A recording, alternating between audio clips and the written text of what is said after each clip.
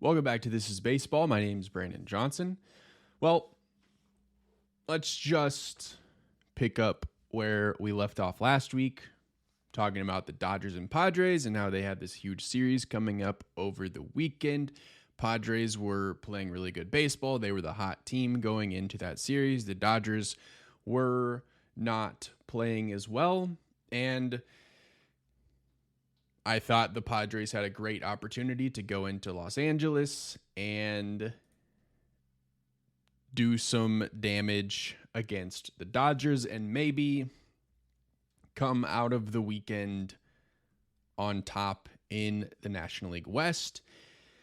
And that is the opposite of what happened. The Dodgers showed why they are a World Series favorite. They showed why they are on top of the National League West and have shown that you're not just going to come into their house and beat them that easily. So over the weekend, Dodgers sweep the Padres at home. And as of this recording, the Dodgers now sit 2 games ahead of the San Diego Padres. But the nice thing is, as fans, we get to see it all again this weekend when the Dodgers go into San Diego and play a series there. Now, this will be the final matchup between the Dodgers and Padres during the regular season, and it's still August, obviously, but this feels like a very important series for the Padres more than it does the Dodgers at this point, because the Padres had, again, what I thought was a golden opportunity last weekend against the Dodgers, and now have to really take care of business at home. I honestly think the Padres should answer last weekend's series by sweeping the Dodgers at home. Saturday's game between the Dodgers and Padres will be on FS1, so there's at least one series that'll be nationally televised for everybody to watch in what is feeling like a huge series. All right, let's talk some Kansas City Royals. I took a little bit of time away from the Royals last week, but it is time to focus back in on them again because they're playing really good baseball. They're 8-2 over their last 10 games. They got back over 500. They're now sitting at 65-61. Winners of 5 straight. They've leapfrogged the Cleveland Guardians in the wild card standings, and now, as of recording, only sit 2.5 games behind the Seattle Mariners and Boston Red Sox for the final 2 wild card spots, and they're also not too far behind the top wild card spot that the Yankees hold. The Royals took 2 out of 3 against the Nationals last week. They swept the Chicago White Sox and have taken 2 of the first 4 games at home against the Rangers, with a game tonight and another one tomorrow afternoon.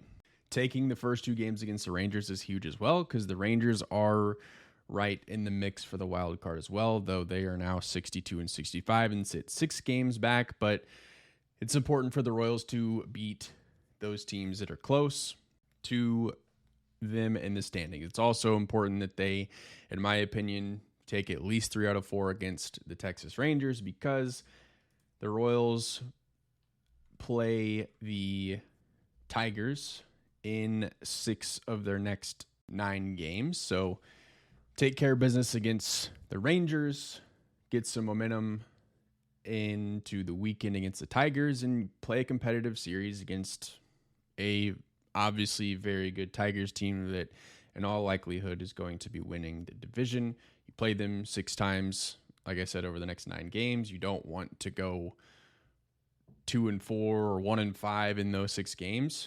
Try to split those if you can. You also have a series against the White Sox in between there. You know that you are a better team than the White Sox if you're the Royals. So go and win those games. It is critical for the Royals right now to win. Obviously, you always want to win, but with the roller coaster that the Royals have been on this season and going up and down, 500, above 500, under 500, offense is on a roller coaster. Basically, everything right now is working for the Royals, and this is a great time for everything to be firing on all cylinders. You have just under 6 weeks left in the season, and we've seen it time and time again where sometimes it's about being the hottest team in September and carrying that into the postseason. So maybe the Royals are that team this year that we've tried to count them out a lot, myself included, but everything seems to be going right at the same point.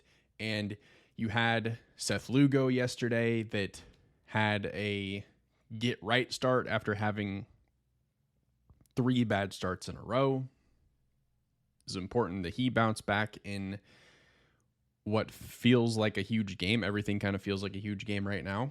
Now, I mentioned the teams that were ahead of the Royals in the wild card standings, the New York Yankees that are on top, Boston Red Sox, and Seattle Mariners. So let's see what they have going on this weekend and see how some of their matchups could impact the Kansas City Royals.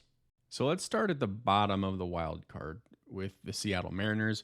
You guys have kind of heard how I've spoken about the Mariners this season. I just am not convinced that they're going to be in the postseason when it's all said and done. And looking at what they've done this week, they are playing against the Phillies in Philadelphia.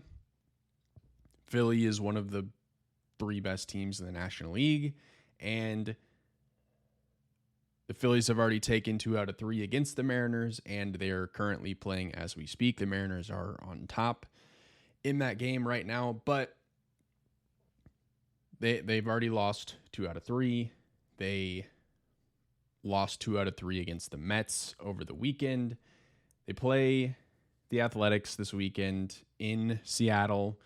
Should be a favorable season or a favorable series for the Mariners, but then have to play the Padres as well. So they're playing against teams like the Padres that everything feels like a must win, and it's a super important season. And they're going to be playing a Padres team that is playing a huge series against the Dodgers this weekend. And how are the Padres going to look coming out of the weekend? Are they going to be even further back in the National League West? Or are they going to have what they felt like was a good series, and they're going to carry that momentum into a Mariners series and help the Royals? Now, the most interesting series of the weekend from a wild card standpoint is Yankees and Red Sox. The Yankees are going to host the Red Sox this weekend. And if you're looking at this through a Royals lens, you want the Royals to take care of their business, so do what you need to do against the Rangers and the Tigers this weekend. But you also, honestly, you want the Yankees to beat the Red Sox. You want them to take 2 out of 3, or even better, for them to sweep. Because if the Yankees win their series against the Red Sox and then the Royals stay hot and do what they need to do, then by this time next week or early next week, there's a legitimate scenario where the Royals are holding on to one of those wild card spots, just based off of how the Royals are playing and based off of how the Mariners are playing and what could go down in New York this weekend. So what I do know about the Royals' remaining schedule is that it's going to be a bumpy ride until the end of the season. And I honestly think coming into this 2025 season, obviously we had high expectations for the Royals with what they did last season and getting a wild card berth, winning a wild card series, making it to the ALDS, breaking that 9-year playoff drought, and coming in with a team that was very similar to last season, but now understands what it's like to win. And sure, it has taken much of the season to feel like everybody in all parts of the team are doing what you hoped they would do, but that's why we have 162 games, and basically anything can happen. But honestly, credit to the Royals pitching for really keeping the Royals in this race for much of the season. In 2025, the Royals are 28th in runs scored, but over the last 30 days, the Royals are 10th in the league in runs scored, and they're 13th in the league in batting average and 7th in the league in on base over those last 30 days. So really, since the All-Star break, everything has kind of come together for the Royals, and it could not come at a better time. All right, I want to close the show with some talks about expansion. So for years now, Rob Manfred has talked about how before he retires, he would like to see MLB expand into 2 more cities, whether that's Portland and Charlotte or Nashville, Salt Lake City, or going back to Montreal. Insert whatever city here, honestly. Well, that topic came up again over the weekend, and as I said, it would be likely going from 30 to 32 teams. MLB hasn't expanded since 1998 when the Arizona Diamondbacks and Tampa Bay Rays got added to Major League Baseball. And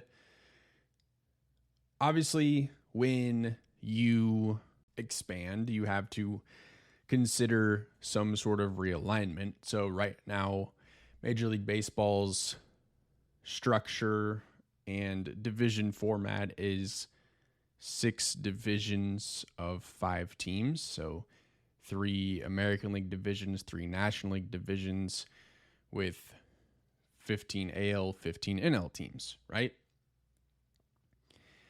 And I think naturally with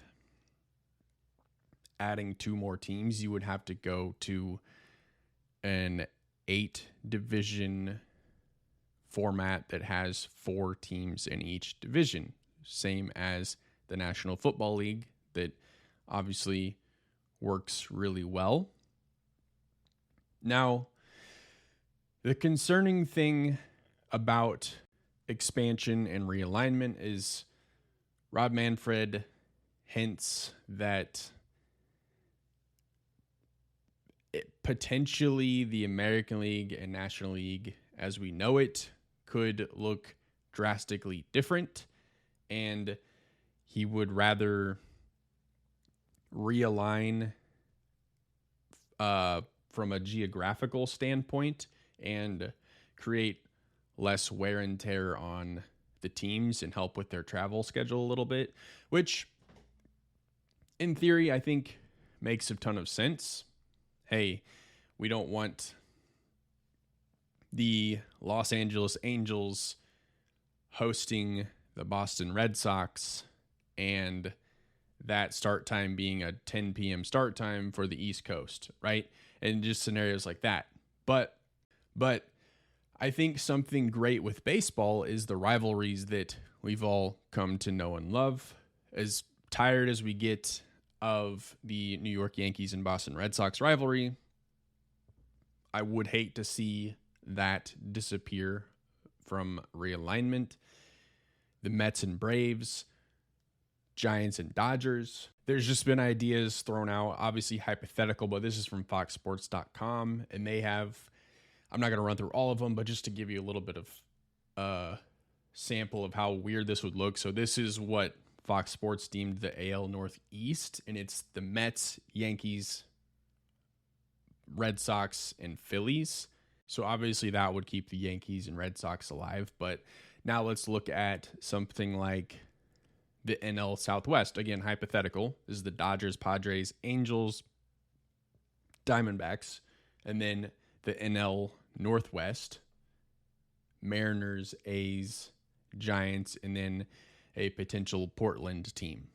And listen, I understand that you'd have to realign and divisions would look slightly different. You'd have teams that might, they would get split up in divisions, but I'm not sure how big on the idea I am of shaking up the American League and National League and just kind of doing away with that tradition entirely. I think that there's too much history and too many good rivalries for that to go away. Like, just from my standpoint, the hypothetical National League Central that Fox Sports has put together here, it's the Colorado Rockies, Kansas City Royals, Texas Rangers, Houston Astros. Okay, you have the two Texas teams that have a rivalry already, but if I'm the Royals, I don't care about the Rockies, and the Rockies don't care about the Royals. Yeah, you could play up the whole I-70 thing, but to me, if you're going to do that, I would rather see the Royals and Cardinals share a division with each other than the Rockies and Royals. But that's just me. Now, we are obviously far away from expansion. We are closer than we think, just because Rob Manfred plans to retire before or at the end of the 2029 season, and he has said that before he retires, he wants to have expansion in place. So I don't know if that means that by 2029 we have expansion teams playing, or if we just know that here are the two cities that will be the expansion teams, and by 2033 they'll be part of Major League Baseball. I don't know. And same with the geographical realignment. It's all just a conversation right now, and we're a long way away from that occurring if that drastic of a realignment actually occurs. Thank you so much for listening today. I'll see you next week, and hopefully by then the Royals are holding on to a wild card spot. We'll see.